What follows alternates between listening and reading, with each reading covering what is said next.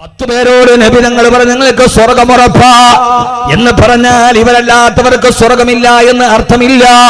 ഒറ്റ ഇരിപ്പിൽ ഒറ്റ വാക്കിൽ നബി തങ്ങൾ എട്ടിപ്പറഞ്ഞ 10 പേരാണ് അശറത്തുൽ മുബശ്ശിരീങ്ങൾ. ബാക്കിയുള്ളവരോട് അല്ലാതെയൊക്കെ പറഞ്ഞിട്ടുണ്ട്. അതിൽ പെട്ട ആളാണ് മഹാനായ സയ്യിദ് ബിൻ സയ്യിദ് റളിയല്ലാഹു അൻഹു.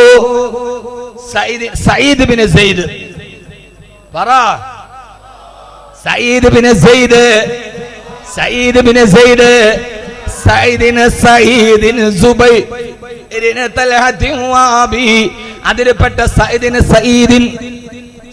ബിൻ സയ്യിദ് റളിയല്ലാഹു അൻഹു എന്റെ ഈ വഴിതെറ്റി പോകുന്ന യുവസമൂഹത്തോട് മരണമേറ്റവും നല്ല മരണമായി മാറാൻ 6 അടി മണ്ണിലേക്ക് പോകും ആരെയും അത്ഭുതപ്പെടുത്തുന്ന മരണത്തിന്റെ ഉടമയാകാൻ മഹാനായ സയ്യിദ് ബിൻ സയ്യിദ് റളിയല്ലാഹു തആല അൻഹു 4 ദിവസമായി ഉറങ്ങിയിട്ടില്ല.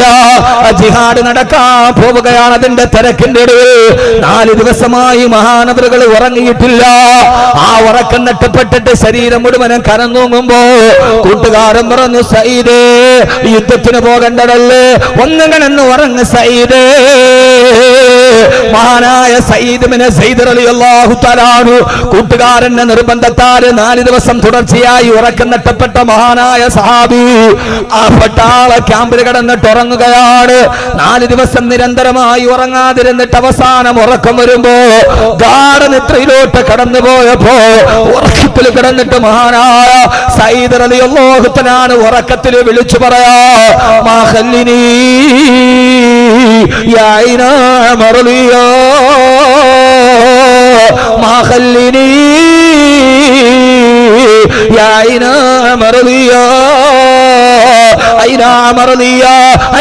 മർലിയാ എന്നെ വിടരുത്, എന്നോട് തിരിച്ചു പോകാൻ പറയരുത്.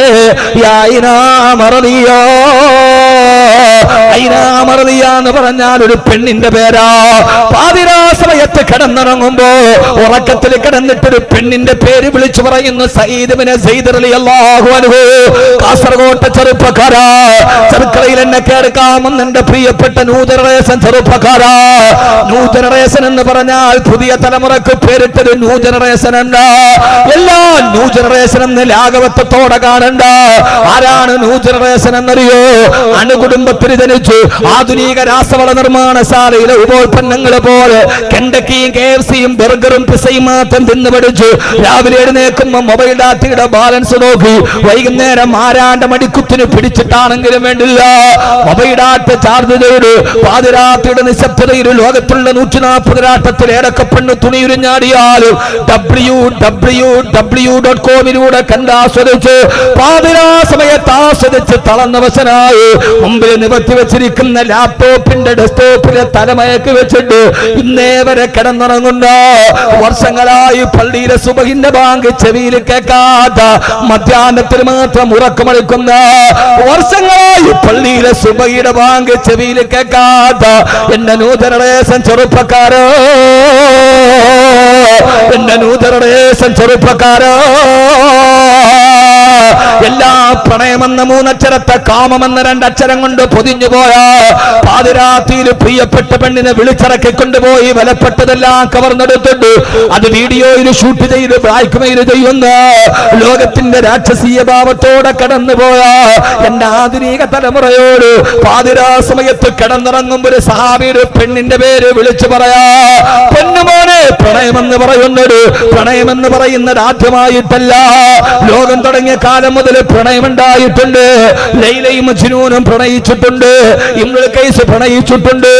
രമണന്റെ ചന്ദ്രികയെക്കാളേറെ ലോകം കണ്ട പ്രണയമായിരുന്നു ലൈലയുടെയും ഖൈസിന്റെയും പ്രണയം. പക്ഷേ അത് ശുദ്ധമായ പ്രണയമാണ്, നല്ല പ്രണയമാണ്. പ്രണയം പണ്ടുണ്ടായിട്ടുണ്ട്, അല്ലാതെ ഇരുവേറ്റിപ്പടയിൽ എന്നും നിന്നെ മൊയ്തി മരിച്ചതിന് ശേഷമല്ല പ്രണയമുണ്ടായത്. ആ പ്രണയത്തിന്റെ പേരിൽ സ്കൂളിൽ പഠിപ്പിക്കുന്ന ടീച്ചറിന് പോലും പ്രേമലേഖനം കൊടുക്കുന്ന നായകന്റെ കഥ പഠിച്ചിട്ട് താന്തോന്നികളായി നടന്നു പോയ എന്റെ ന്യൂ ജനറേഷനോടാണ് ഞാൻ സംസാരിക്കുന്നത്. പൊന്നുമോനെ, പ്രണയം എന്ന് പറയുന്നത് ഇപ്പം തുടങ്ങിയതല്ല, പണ്ടേ പ്രണയമുണ്ടിട്ട്. ലൈലയും മജ്നൂനും വലിയ പ്രണയമാണ് അല്ലേ, കേട്ടിട്ടില്ല? ലൈല കറുമ്പിപ്പെണ്ണായിരുന്നു, മജ്നൂൻ സുന്ദരനും. എന്നിട്ടും അവര് പ്രേമമായി, പക്ഷേ ശുദ്ധ പ്രേമമായിരുന്നു. എന്നാൽ മോശമായ പ്രേമം ഉണ്ടായിട്ടുണ്ട്. ഇമ്രുൽ ഖൈസിന്റെ പ്രേമം സബുൽ മുഅല്ലഖിയുടെ 1-ാം ഭാഗത്തില് മുത്തവല്ല് പഠിക്കുമ്പോ പഠിക്കാനുണ്ട് ഇമ്രുൽ ഖൈസിന്റെ പ്രേമം.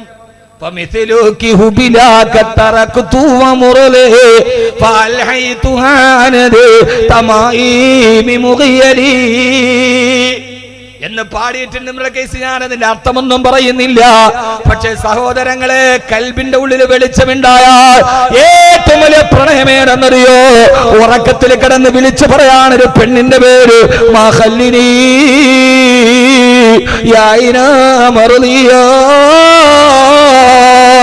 എന്നെ പറഞ്ഞു വിടല്ലേ ഐറാമറിയ.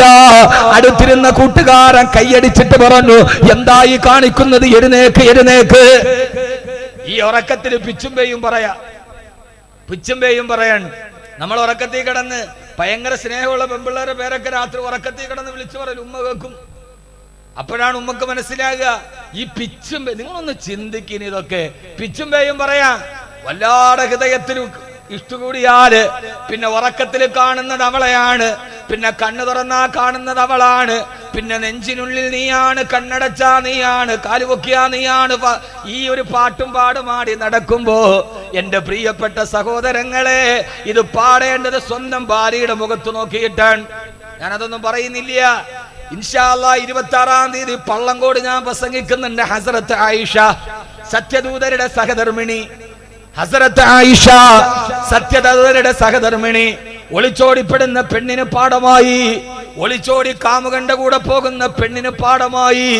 ആധുനിക ലോകത്തിന് മുമ്പിൽ ആയിഷ ബീവിയെ നമ്മൾ അവതരിപ്പിക്കുകയാണ് 26-ാം തീയതി പള്ളങ്കോട്. ഇൻഷാ അല്ലാഹ് അവിടെ വെച്ച് പറയാം. അല്ലാഹു തൗഫീഖ് നൽകട്ടെ, അല്ലാഹു തൗഫീഖ് നൽകട്ടെ. കൂട്ടുകാരൻ തട്ടി എഴുന്നേപ്പിച്ചു, എഴുന്നേക്ക് എഴുന്നേക്ക്. ചാടി എഴുന്നേറ്റു. എന്താ ഈ പിച്ചുമ്പേയും പറയണത്? ആ സമയത്ത് പറഞ്ഞു, കൂട്ടുകാരാ, ഞാൻ ഉറങ്ങാൻ കിടന്നപ്പോ ഞാനൊരു സുന്ദരമായ സ്വപ്നം കണ്ടു. കൂട്ടുകാരാ, ഞാനൊരു സ്വപ്നം കണ്ടു. എന്താ സ്വപ്നം? ആ സ്വപ്നം അത്ഭുതമായിരുന്നു. ആ സ്വപ്നം അത്ഭുതമായിരുന്നു. ഇനി പെണ്ണുങ്ങൾക്ക് ഭക്ഷണം കൊടുത്ത ഖാലിദേ, ഒരു സൈഡിൽ നിന്ന് ബഹളമൊന്നും ഉണ്ടാക്കരുത്. എന്ത് ബഹളം ഉണ്ടാക്കുക ഒരു പിടി ചോറിന്?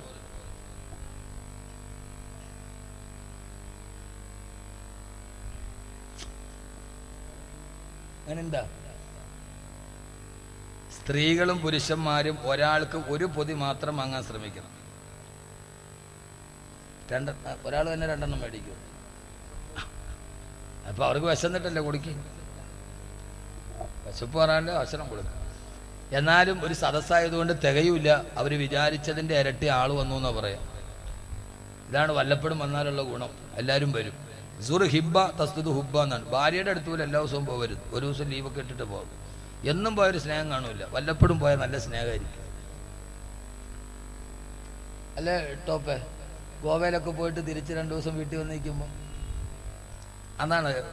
എപ്പോഴും പോയാൽ സുർ ഹിബ്ബ തസ്തുദ് ഹുബ്ബ എന്നാണ്. അള്ളാഹു നമ്മുടെ ഈ സ്നേഹത്തെ അള്ളാഹു നിലനിർത്തി തരട്ടെ. അള്ളാഹു സ്നേഹത്തെ നിലനിർത്തി തരട്ടെ. എൻ്റെ പ്രിയപ്പെട്ട സഹോദരങ്ങളെ, സഹോദരിമാരെ, അതുകൊണ്ട് എല്ലാവരും ഒരു പൊതി വെച്ച് മാത്രം വാങ്ങിക്കണം. 2ാമത് പൊതി വാങ്ങിക്കുന്നത് ദുൽമാണ്, അനുവദനല്ല, അത് ഹറാമാണ്. കാരണം എന്തുകൊണ്ട്? തൃപ്തിപ്പെട്ട് തരുന്നത് നമുക്ക് അനുവദനീയമായതെന്തോ അതാണ് ഹലാൽ, നമുക്ക് അനുവദനീയമാകാത്തതെന്തോ അത് ഹറാമാണ്. 2ാമത് പൊതി വാങ്ങിക്കരുത്. എന്തിനാണ് നല്ല സദസ്സിൽ വന്നിട്ട് നമ്മൾ നിഷിദ്ധമായിട്ട് കഴിക്കുന്നത്? ഒരു പൊതി വാങ്ങിക്കുക, ബറക്കത്തോടു കൂടി കഴിക്കുക. അള്ളാഹു തൗഫീഖ് നൽകട്ടെ.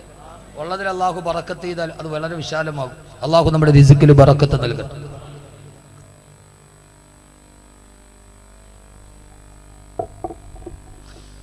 ഇപ്പൊ എന്താ നമ്മൾ പറഞ്ഞു നിർത്തിയത്? ഞാൻ പറഞ്ഞു നിർത്തിയത് എന്താ? എനിക്ക് മറന്നു പോയിട്ടല്ല, നിങ്ങൾക്ക് ഓർമ്മയുണ്ടോ എന്ന് ഞാൻ പരിശോധിച്ചാണ്. നിങ്ങൾക്ക് ഓർമ്മയുണ്ടോ എനിക്ക് മറന്നിട്ടാണ്? അല്ല, നിങ്ങൾ ഓർമ്മയുണ്ടോ? നിങ്ങൾ ഇപ്പോഴും ചോറിന്റെ പൊതിയിലാണോ? നിങ്ങളുടെ അറിയാൻ വേണ്ടി ചോറ് പൊതിയാണോ വാക്കവിയുടെ വാതിലാണോ നിങ്ങളുടെ മനസ്സിലെന്നറിയാൻ. അപ്പൊ നിങ്ങൾ വിജയിച്ച വാക്കയുടെ വാതിൽ വെക്കണം. അള്ളാഹു നമ്മളെ സ്വീകരിക്കട്ടെ. ഇത് കഴിഞ്ഞ് അവസാനിച്ചിട്ട് നമുക്ക് ഒന്നിച്ചിരുന്ന് കുറച്ച് ദിക്റുകൾ ചെയ്യണം. ഒരു സമയം 10 മണിയല്ലേ? 10-10:30 കൂടി നമുക്ക് അവസാനിപ്പിക്കാം. പോരെ? പോരെ? 10:30 11 ആയാലും പ്രശ്നമില്ല.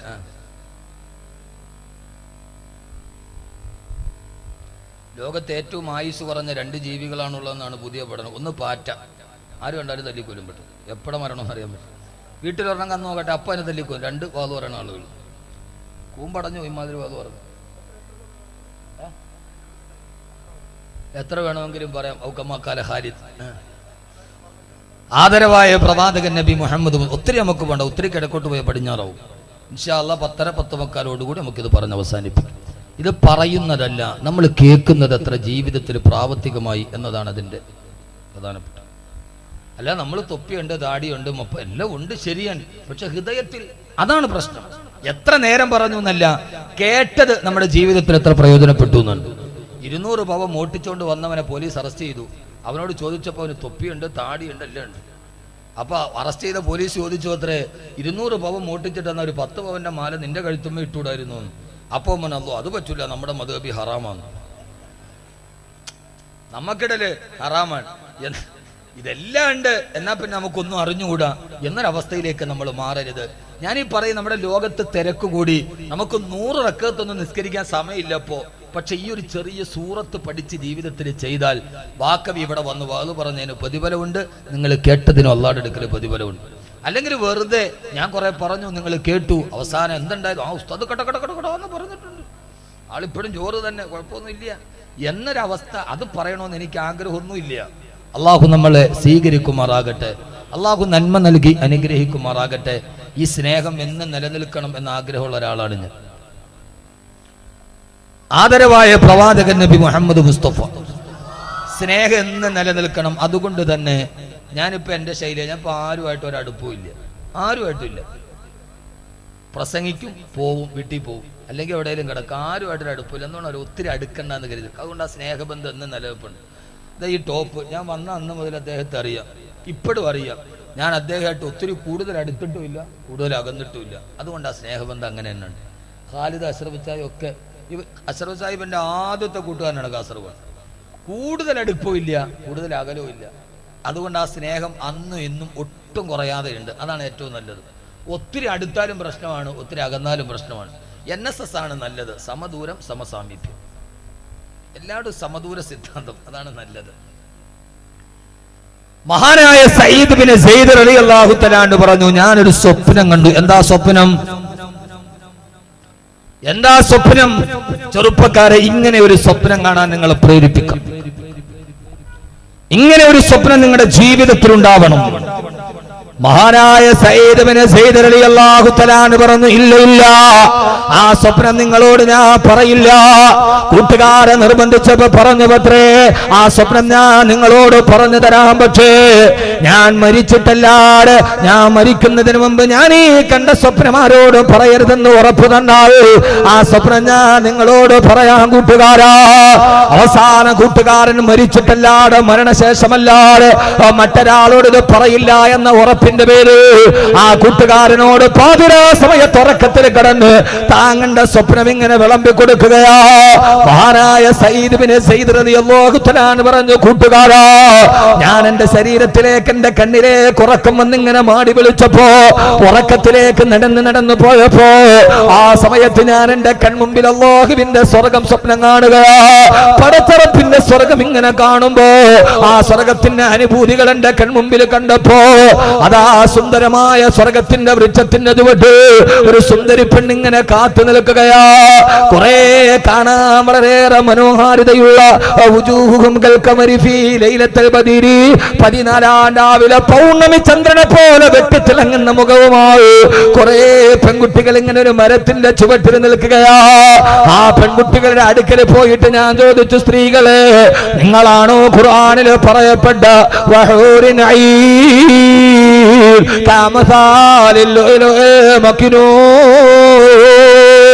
നിങ്ങളാണോ സ്വർഗത്തിൽ ഖുർആനിൽ പറയപ്പെട്ട ഹൂറിങ്ങൾ എന്ന് ചോദിച്ചപ്പോ, ആ സുന്ദരികളായ നയനമനോഹരികളായ പെൺകുട്ടികൾ എന്നോട് മറുപടി പറഞ്ഞു, അല്ല അല്ല, ഞങ്ങൾ ഹൂറിങ്ങളല്ല, ഞങ്ങൾ ഹൂറിങ്ങളുടെ പരിചാരകരാണ്, യഥാർത്ഥ ഹൂറി പെണ്ണുങ്ങളെ സർവന്റുകളാണ് ഞങ്ങൾ. ഹൂറികൾ ഇതിന്റെ മറുഭാഗത്താണ് നിൽക്കുന്നതെന്ന് പറഞ്ഞപ്പോ ഞാൻ ആ മറുഭാഗത്തേക്ക് നടന്നു പോകവേ, സ്വർഗത്തിന്റെ സിദ്ർ വൃക്ഷത്തിന്റെ ചുവട്ട് ആര് കണ്ടാലും മതിമയങ്ങി പോകുന്ന പൗർണമി ചന്ദ്ര പോലെ വെട്ടിത്തിളങ്ങുന്നൊരു പെൺകുട്ടി ആ വൃക്ഷത്തിന്റെ ചുവട്ടിൽ ഇങ്ങനെ നിൽക്കുകയാ. ഞാൻ ആ പെൺകുട്ടിയുടെ അടുക്കലേക്ക് പോയിട്ട് ചോദിച്ചു, നീ ആരാ? അപ്പോഴാണ് പറഞ്ഞത്, ഞാൻ ആരെന്നറിയോ? ഞാൻ നിന്റെ സ്വർഗത്തിലെ ഭാര്യയാണ്, ഞാൻ നിന്റെ സ്വർഗത്തിന്റെ ഭാര്യ, ഞാൻ നിനക്ക് സ്വർഗത്തിൽ അല്ലാഹു കരുതി വെച്ച ഭാര്യ. നിന്റെ പേരെന്താണ്? എന്റെ പേരാണ് ഐനാ മർദിയ. ഐനാ മർദിയ, എന്റെ പേര് ഐനാ മർദിയ എന്നാ. എന്റെ ചെറുപ്പക്കാര് സമയത്ത് ഉറക്കത്തിൽ കിടന്നപ്പോ സയ്യിദ് റളിയല്ലാഹു തആല ഉറക്കത്തിൽ വിളിച്ചു പറഞ്ഞത് ഈ പെൺകുട്ടിയുടെ പേരാ ഐനാ മർദിയ. ബഹുമാനപ്പെട്ട സയ്യിദ് റളിയല്ലാഹു തആല പറയാ, ആ പെണ്ണിന്റെ മനോഹാരിത കണ്ടപ്പോ, അവൾ എന്റെ സ്വർഗത്തിൽ അല്ലാഹു വെച്ചിരിക്കുന്ന ഭാര്യയാണെന്ന് ഉറപ്പായപ്പോ, അവളുടെ ശരീരത്തിലേക്ക് പിടിക്കാൻ ഞാൻ ഇങ്ങനെ കൈ കൊണ്ടുപോയപ്പോ കൈ തട്ടി മാറ്റിയിട്ട് പറഞ്ഞു, വേണ്ട സയ്യിദേ, ഞാൻ നിന്റെ സ്വർഗത്തിലെ ഭാര്യ, നീ ഇപ്പോഴും ദുനിയാവിലാണ് നിലനിൽക്കുന്നത്, നിനക്കിപ്പോൾ ഞാൻ അനുവദനീയമല്ല, അതുകൊണ്ട് നീ നേരെ ദുനിയാവിലേക്ക് മടങ്ങിപ്പോയിക്കൊള്ളുക. ആഗ്രഹത്തോടെ കൈ തൊടാൻ പോയപ്പോ ദുനിയാവിലേക്ക് തിരിച്ചു പോകാൻ ആ പെൺകുട്ടി എന്നോട് പറഞ്ഞപ്പോ, അപ്പോഴാണ് വിളിച്ചു പറഞ്ഞത്, മഹല്ലിനീ യാ ഐനാ മർദിയ, എന്നെ ദുനിയാവിലേക്ക് തിരിച്ചു വിടല്ല ഐനാ മർദിയ. ഇതാണ് ഉറക്കത്തിൽ വിളിച്ചു പറഞ്ഞത്. പിച്ചും പേയും പറയുന്നത് പോലെ എന്നെ പറഞ്ഞു വിടരുത്, എന്നെ ദുനിയാവിലേക്ക് പറഞ്ഞു വിടരുത്.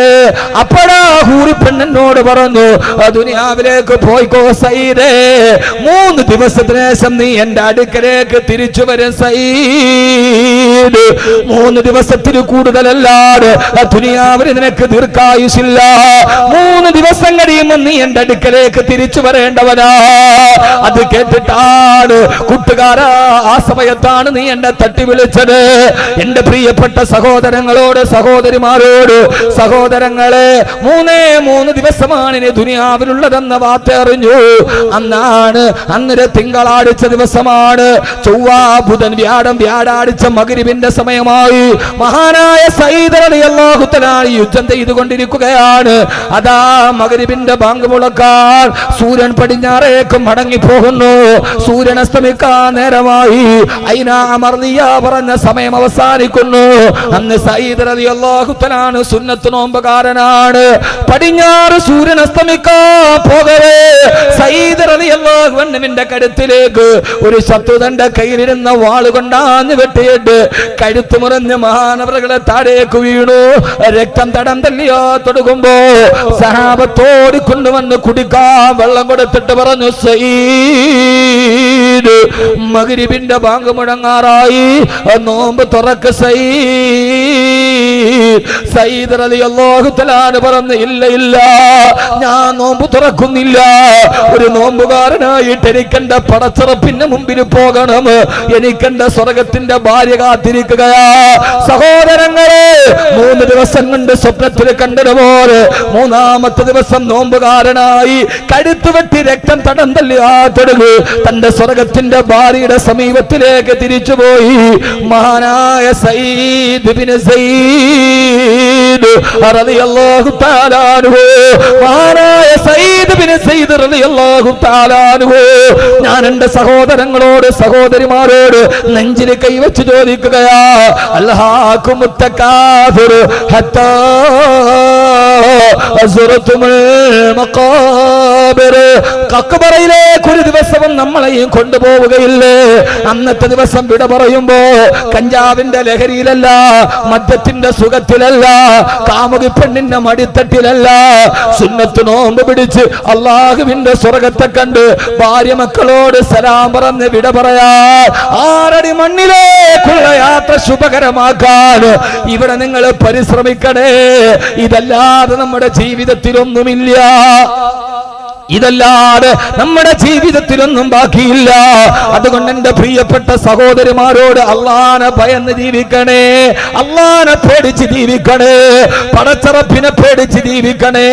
എന്റെ പ്രിയപ്പെട്ട സഹോദരാ സഹോദരി, എന്റെ പ്രിയപ്പെട്ട സഹോദര, പാരാവാരം പോലെ പരന്നു കിടക്കുന്ന മരുഭൂമിയിൽ, ഒരു മനുഷ്യവാസത്തിന്റെ വിദൂര സാധ്യത പോലുമില്ലാത്ത മരുഭൂമിയിൽ തന്റെ പ്രിയപ്പെട്ട ഭർത്താവ് കൈക്കുഞ്ഞിനെ കയ്യിലേൽപ്പിച്ചിട്ട് മരുഭൂമിയിലൂടെ അകലേക്ക് നടന്നു പോകുമ്പോ ഭർത്താവ് ഉപേക്ഷിച്ചിട്ട് പോയ ചോരപ്പൈതലിനെ കയ്യിൽ പിടിച്ച് ആ ചോരപ്പൈതല് പൈതാഹത്തിന് വേണ്ടി നിലവിളിക്കുമ്പോ മരുഭൂമിയിൽ നിന്ന് ഒലിച്ചു വന്ന വെള്ളം കുടിപ്പിച്ച് സഫാ മർവയുടെ ഇടയിലൂടെ ഓടി അവസാനം 9 വർഷക്കാലം തന്റെ ഭർത്താവില്ലാതെ തന്റെ പൊന്നുമോനെ കഷ്ടപ്പെട്ട് വളർത്തിയ ഭാര്യ. കാസർഗോഡ് പെങ്ങളോട് ഞാനിത് പ്രത്യേകിച്ച് ഓർമ്മിപ്പിക്കുന്നത്, എന്റെ പ്രിയപ്പെട്ട പെങ്ങള്, ഭർത്താവില്ലാത്ത സമയത്ത് അന്യപുരുഷനുമായി ഫേസ്ബുക്കിലും വാട്സപ്പിലും ചാറ്റ് ചെയ്യുന്ന, അന്യപുരുഷനുമായി ജീവിതം പങ്കിടുന്ന, പാവപ്പെട്ട ഭർത്താവിനെ മറന്നുപോകുന്ന, മക്കളോടുള്ള കടമകൾ മറന്നുപോകുന്ന എന്റെ പ്രിയപ്പെട്ട പെങ്ങള്, 9 വർഷം കഴിഞ്ഞിട്ടാണ് ഭർത്താവ് തിരിച്ചു വരുന്നത്. വരുന്ന സമയത്ത് 9 വയസ്സുകാരനായ പൊന്നുമോൻ ഇസ്മായിൽ ഓടിച്ചെന്ന് വാപ്പാനെ കെട്ടിപ്പിടിച്ചു മുത്തം കൊടുത്തിട്ട് അന്ന് രാത്രി ഉറക്കത്തില് സ്വപ്നം കാണുന്നു. ഒരു കഥക്ക് പോലും പറയാൻ കഴിയാത്ത, ടോൾസ്റ്റോയുടെ കഥക്ക് പറയാൻ കഴിയാത്ത നാടകമുഹൂർത്തം. രാവിലെ എഴുന്നേറ്റിട്ട് പറഞ്ഞു, ഹജറ, നമ്മുടെ മകന്റെ കഴുത്തറക്കാൻ അല്ലാഹു ഇന്നലെ രാത്രിയിൽ എന്നോട് പറഞ്ഞു. ഹാജറ പരിഭവമില്ലാതെ പൊട്ടിക്കരയാതെ തന്റെ പ്രിയപ്പെട്ട ഭർത്താവിനോട് വളർത്തിയതിന്റെ കണക്ക് പറഞ്ഞിട്ടില്ല. 9 വർഷം നിങ്ങൾ ഇവിടെ ഇല്ലാതിരുന്നപ്പോ ഈ കുഞ്ഞിനെ ഞാനാണ് വളർത്തിയതെന്ന് കണക്ക് പറഞ്ഞില്ല. അള്ളാഹുവിന്റെ കൽപ്പന ഇതാണെങ്കിൽ പിടിച്ചോണ്ട് പറഞ്ഞു. 9 വർഷക്കാലം ഒരു മനുഷ്യന്റെ സഹായമില്ലാതെ മരുഭൂമിയിൽ ഒറ്റയ്ക്ക് വളർത്തിയ പൊന്നുമോനെ കൺമണിയെ ഭർത്താവിന്റെ കയ്യിലേക്ക് കൊടുത്തിട്ട് ഒരു കയ്യിൽ മൂർച്ചയുള്ള പിച്ചാത്തിയും മറുകയിൽ തന്റെ പൊന്നുമോനെ പിടിച്ചുകൊണ്ട് ഭർത്താവ് പാറക്കെട്ടിലേക്ക് പോകുമ്പോ വീടിന്റെ വരാന്തയിൽ ആ കാഴ്ച കണ്ടിട്ട് നിലവിളിച്ചിട്ടില്ല, പൊട്ടിക്കരഞ്ഞിട്ടില്ല.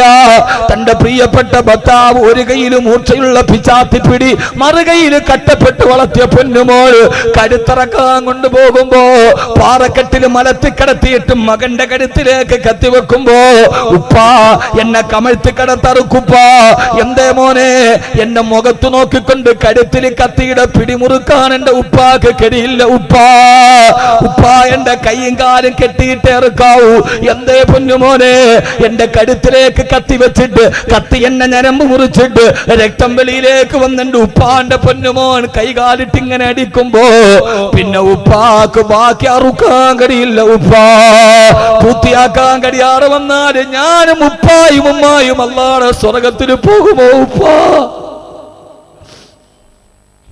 ഉപ്പെങ്ങാനും ഈ കാര്യത്തിൽ നിന്ന് തിരിഞ്ഞു പോയാൽ പിന്നെ നമുക്ക് സ്വർഗത്തിൽ പോകാൻ കഴിയില്ലല്ലോ ഉപ്പ, എന്റെ കയ്യും കാലും കെട്ടിയിട്ടിട്ട് അറുക്കണം. മൂന്നാമത് പറഞ്ഞു, എന്റെ രക്തം പുരണ്ട കുപ്പായം എന്റെ പൊന്നുമ്മാനെ ഒരിക്കലും കാണിക്കല്ല ഉപ്പ, എന്റെ ഉമ്മാക്കത് സഹിക്കാൻ കഴിയില്ല. ഞാൻ ഈ കേട്ട് പടകിയ കഥ വീണ്ടും ആവർത്തിച്ചത് എന്തെന്നറിയോ? പൊന്നുമോനെ പാറക്കെട്ടിലും മരന്ന് കിടക്കുമ്പോ കഴുത്തിലേക്ക് കത്തിവെക്കുമ്പോ ഉപ്പാനോട് സ്വർഗമെന്ന് പറഞ്ഞു കൊടുക്കുന്നൊരു മകനെ പാവപ്പെട്ട ഇബ്രാഹിം നബിക്ക് സമർപ്പിച്ചു കൊടുത്തതാണെന്നറിയോ? 9 വർഷക്കാലം ഉപ്പയില്ലാതെ മകനെ വളർത്തുമ്പോ ഓരോ സമയത്തും മകനോട്, മോനെ ഇസ്മായിലേ, നിന്റെ വാപ്പ നമ്മളെ ഉപേക്ഷിച്ചിട്ട് പോയത് വാപ്പാടെ സുഖത്തിനല്ല, അള്ളാടെ കൽപ്പനക്ക് വേണ്ടിയാണ് വാപ്പ നമ്മളെ ഇട്ടിട്ട് പോയതെന്ന് വാപ്പയില്ലാത്ത സമയത്തും മക്കളോട് വാപ്പയുടെ ത്യാഗങ്ങൾ പറഞ്ഞു കൊടുത്ത് കട്ടപ്പാടുകൾ പറഞ്ഞു കൊടുത്ത് വളർത്തിയ പ്രിയപ്പെട്ട ഭാര്യ ബഹുമാനപ്പെട്ട ബീവി ഹാജറ റളിയല്ലാഹു തആല അൻഹാ. കാസർഗോഡ് ഭർത്താക്കന്മാരെ, ഭർത്താവ് വീട്ടിലില്ലാത്ത സമയത്ത് ഓരോ സമയത്തും നമ്മുടെ മക്കൾക്ക് ഭക്ഷണം വിളമ്പി കൊടുക്കുമ്പോ ഓരോ സമയത്തും പൊന്നുമക്കളെ, വാപ്പ ദുബൈയിൽ കിടന്ന് കട്ടപ്പെട്ടുണ്ടാക്കുന്ന, വാപ്പ സൗദി അറേബ്യയിലും മണലാരുണ്യത്തിലെ കിടന്ന് കട്ടപ്പെട്ടിട്ട് അയച്ചു തരുന്ന പൈസയാണ് മക്കളെ ഈ ഭക്ഷണമെന്ന് നമ്മളില്ലാത്ത സമയത്ത് നമ്മുടെ ത്യാഗത്തെ കുറിച്ച് മക്കളോട് പറഞ്ഞു കൊടുത്ത് വളർത്തുന്ന മോനെ. കാസർഗോഡും ചെറുക്കളയിലും വാപ്പ അങ്ങാടിയിൽ നട്ടുച്ച നേരത്ത് ജോലി ചെയ്ത് മത്സ്യക്കച്ചവടം നടത്തി കൂലിപ്പണി ചെയ്ത് ഓട്ടോറിക്ഷ ഓടിച്ചിട്ട് കിട്ടുന്ന വരുമാനമാണ് നമ്മുടെ ഈ ഭക്ഷണം മക്കളെ. മക്കൾക്ക് 3 നേരം ചോറ് വിളമ്പി കൊടുക്കുമ്പോ മക്കളെ ഈ ചോറ് നിന്റെ വാപ്പ നട്ടുച്ച നേരത്ത് 3 ചക്രത്തിന്റെ മുകളിൽ ഓടിച്ചോടിച്ചുണ്ടാക്കുന്നതാണ്.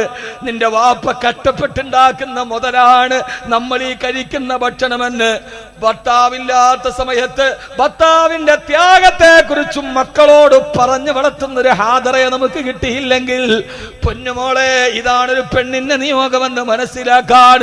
അല്ലാതെ പാവപ്പെട്ട ഭർത്താവ് ഗൾഫിൽ കിടന്ന് കഷ്ടപ്പെടുമ്പോ അവൻ ജീവിതത്തിന്റെ 2 അറ്റം തമ്മിൽ കൂട്ടിമുട്ടിക്കാൻ ഓട്ടോറിക്ഷ ഓടിച്ച് നടക്കുമ്പോ അവനെ കാലം തൊലിവെളുപ്പുള്ളവനെ കാണുമ്പോ അവന്റെ ശരീരത്തിന്റെ പുറകെ പോകുന്നവളെ ലതറവുന്നൽ ജഹീം ലതറവുന്നൽ ജഹീം, നീ ജഹീം എന്ന കത്തിക്കാളുന്ന നരകത്തെ കാണുക തന്നെ ചെയ്യുമെന്ന് സൂറത്ത് തകാസുർ.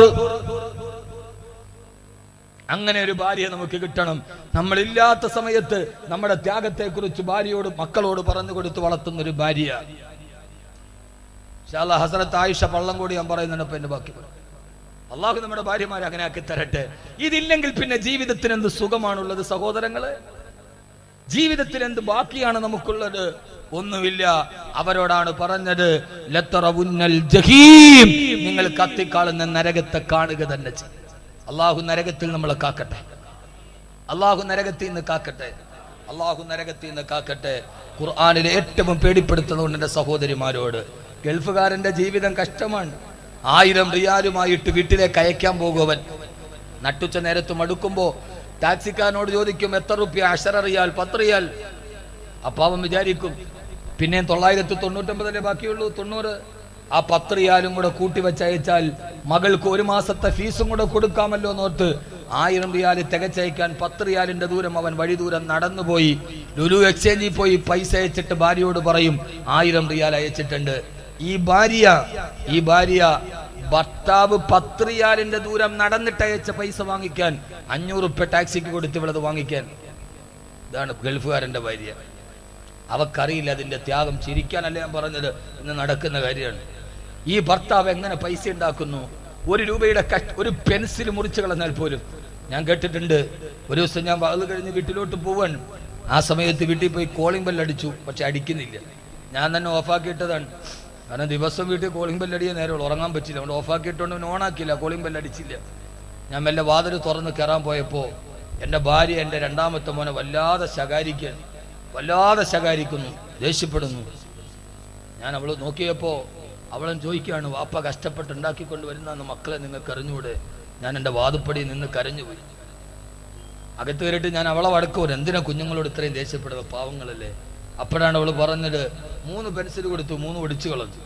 നമ്മൾ 4 കുട്ടികളല്ലേ, 4ാമതൊരു പെൻസിൽ, എത്രയോ പെൻസിൽ ഇവിടെ ഉണ്ട്. അതല്ല, അവരതിൻ്റെ കഷ്ടപ്പാട് അറിഞ്ഞിട്ടില്ല. എന്നിട്ട് അവളിരുന്ന് കരഞ്ഞു. വാപ്പ ഈ കരള് വെള്ളമാക്കിയിട്ട് കൊണ്ടുവരുന്ന നമുക്കറിയില്ല. സഹോദരങ്ങളെ, നമ്മളില്ലാത്ത സമയത്ത് വാപ്പയുടെ കഷ്ടപ്പാടുകൾ പറഞ്ഞു കൊടുത്തു മക്കളോട്. മക്കളെ, ഈ ചോറിന്റെ ഉള്ളിൽ ഒരു ഉപ്പുരസമുണ്ടെങ്കിൽ അത് വാപ്പയുടെ വിയർപ്പിന്റെ ഉപ്പുരസമാണെന്ന് നമ്മുടെ അഭാവത്തിൽ നമ്മുടെ മക്കളോട് പറഞ്ഞ് വളർത്തിക്കൊണ്ടുവരുന്ന ഒരു ഭാര്യയാണ് ജീവിതത്തിലെ ഏറ്റവും വലിയ സൗഭാഗ്യം. അള്ളാഹു നമ്മളെ അങ്ങനെ ആക്കി തരട്ടെ. സഹോദരിമാരെ, അതാണ് നമ്മുടെ ദൗത്യം എന്ന് തിരിച്ചറിയാൻ. ഇല്ലെങ്കിൽ ഞാൻ സൂറത്ത് തകാസുറിന്റെ ഒരു ചർച്ച ഇവിടെ അവസാനിപ്പിക്കുകയാണ്. അള്ളാഹു നമ്മുടെ ഭാര്യമാരെ നന്നാക്കി തരട്ടെ. അള്ളാഹു നമ്മുടെ കുടുംബത്തെ നന്നാക്കി തരട്ടെ. ഒളിച്ചോട്ടങ്ങൾ വർദ്ധിക്കുന്നു, ജീവിതം സങ്കടത്തിൻ്റെതായി മാറുന്നു. അള്ളാഹു സുബ്ഹാനഹു വ തആല നമ്മുടെ ജീവിതത്തിൽ എല്ലാവിധ ബുദ്ധിമുട്ടുകളും മാറ്റി അള്ളാഹു അനുഗ്രഹിക്കുമാറാകട്ടെ. ജാഗരൂകരാകണം പെണ്ണെ. നിന്റെ ഈ ശരീരവും നിന്റെ ഈ സ്വർണ്ണം അല്ലാതെ അവൻ ആവശ്യമില്ല. കഴിഞ്ഞ ആഴ്ച എൻ്റെ വീട്ടിലൊരു ഭർത്താവ് വന്നിട്ട് പറഞ്ഞു, ഉസ്താദെ എൻ്റെ ഭാര്യയെ ഒരു മുസ്ലിയാർ അടിച്ചുകൊണ്ടുപോയി. ഞാൻ മുസ്ലിയാരായാലും കൊണ്ടുപോയി, ഒരു മുറി മുസ്ലിയാരാണ്. അവൻ ഗൾഫിലൊക്കെ പോയിട്ട് വന്നിട്ട് പിന്നെ അവൻ ഒരു മന്ത്രവാദത്തിൻ്റെ മുസ്ലിയാരായതാണ്. പറ്റിയ പണി അതായത് കൊണ്ട് അവൻ ജീവിക്കാൻ വേണ്ടി ആയതാണ്. അല്ലാതെ അവൻ ഇൽമു പഠിച്ച ആളല്ല. ഇൽമു പഠിച്ച ആളുകൾ അങ്ങനെ ആവില്ല. ഇനി അങ്ങനെ ഏതെങ്കിലും ഒന്ന് ആകുന്നുണ്ടെങ്കിൽ അത് ഇൽമിന് കുഴപ്പമുള്ളത് കൊണ്ടല്ല, അവൻ ശൈത്താനായതുകൊണ്ടാണ്. ഇൽമിന് കുറവുള്ളത് കൊണ്ടല്ല, പിന്നെ അവൻ ശൈത്താനായതുകൊണ്ടാണ്. എൻ്റെ പ്രിയപ്പെട്ട സഹോദരങ്ങളെ, ഹറമിൽ പോയിട്ടും ഇതൊക്കെ തോന്നുന്നവനെ കുറിച്ചിട്ട് അവൻ ഇബ്ലീസാണോ ഇബ്ലീസിന്റെ ഉസ്താദാണോ എന്ന് നമുക്ക്